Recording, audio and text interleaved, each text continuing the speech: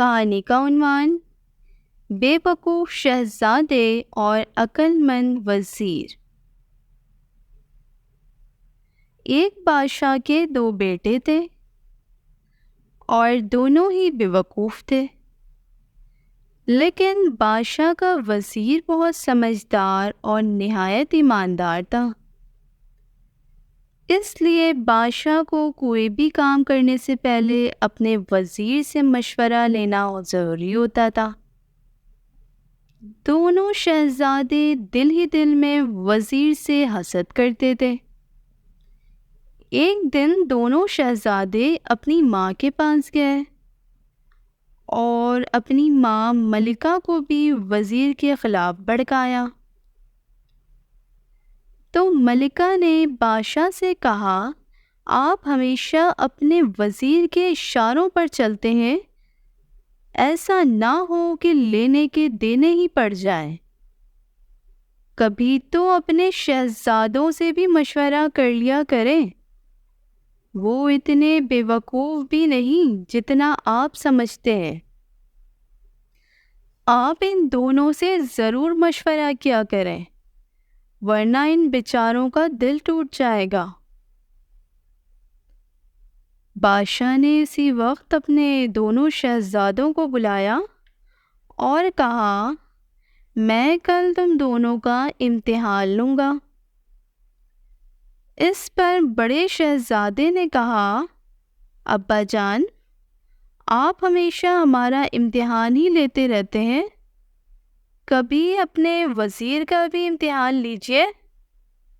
بادشاہ نے کہا، دیکھو، تم دونوں اپنی عقل، علم اور تجربے میں وزیر کی برابری نہیں کر سکتے۔ خیر، اگر تمہاری یہی ضد ہے تو کل تمہارے ساتھ وزیر کا بھی امتحان لیا جائے گا، لیکن شرط یہ ہے کہ اگر تم دونوں امتحان میں ناکام ہو گئے تو تمہیں نہ صرف وزیر سے معافی مانگنی ہوگی بلکہ اسے اپنا استاد بھی ماننا پڑے گا۔ دونوں شہزادے اس پر راضی ہو گئے۔ اگلے دن بادشاہ دونوں شہزادوں اور وزیر کو لے کر دور جنگل میں ایک ایسی جگہ چلا گیا جہاں مٹی کا ایک بہت بڑا ڈھیر پڑا ہوا تھا۔ بادشاہ نے دونوں شہزادوں سے کہا، میں چاہتا ہوں کہ تم اس مٹی کو سونے میں بدل دو، یعنی کوئی ایسی تدبیر کرو جس سے ڈھیر ساری دولت بنا سکو۔ شہزادے حیران ہو کر بادشاہ کی طرف دیکھنے لگے۔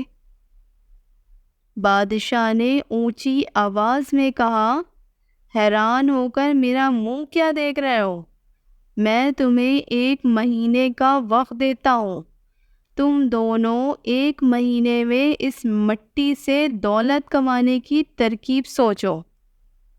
اس کے بعد بادشاہ نے وزیر کو بلایا اور وزیر کو لے کر تھوڑے فاصلے پر ایک ایسی ہی دوسری جگہ پہنچ گیا۔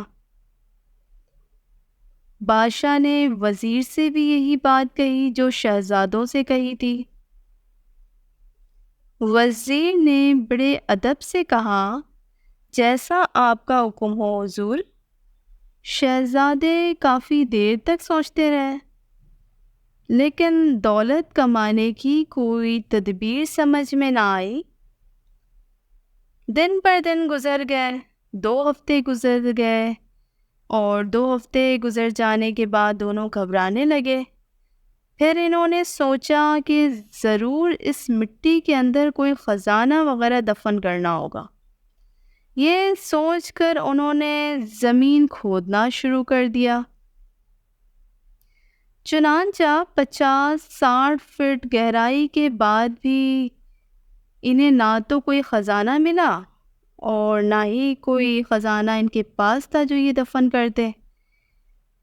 ان کی سمجھ میں کچھ نہیں آ رہا تھا، کیونکہ انہیں یہ لگا تھا کہ شاید اس مٹی کے اندر کوئی خزانہ دفن ہوگا یا انہیں دفن کرنا ہوگا۔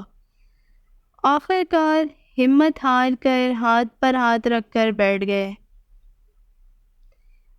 1 مہینے کے بعد بادشاہ پہنچا تو اس نے دیکھا کہ دونوں شہزادے سر جھکائے بیٹھے ہیں۔ بادشاہ کو دیکھتے ہی وہ کھڑے ہوئے اور اپنی ناکامی کا اعتراف کر لیا۔ اس کے بعد بادشاہ دونوں شہزادوں کو لے کر اس جگہ پہنچ گیا جہاں وہ وزیر کو چھوڑ گیا تھا۔ وہاں جا کر اس نے دیکھا کہ بہت سارے کمہار مٹی کے برتن بنا رہے تھے اور ہزاروں خوبصورت برتن بن کر تیار ہو چکے تھے۔ برتنوں کا ڈھیر دیکھ کر بادشاہ بہت خوش ہوا۔ جب برتن مارکیٹ میں جا کر فروخت کیے گئے تو ان سے ہزاروں روپے حاصل ہوئے۔ شہزادے اپنی بے وقوفی پر بہت شرمندہ تھے۔ انہوں نے پہلے وزیر سے معافی مانگی اور پھر انہیں اپنا استاد مان لیا۔ تو بچوں، یہ کہانی ہمیں کیا سبق دیتی ہے کہ ہمیں نہ صرف اپنے بڑوں کا احترام کرنا چاہیے بلکہ کسی کے ساتھ ہمیں حسد نہیں کرنی چاہیے۔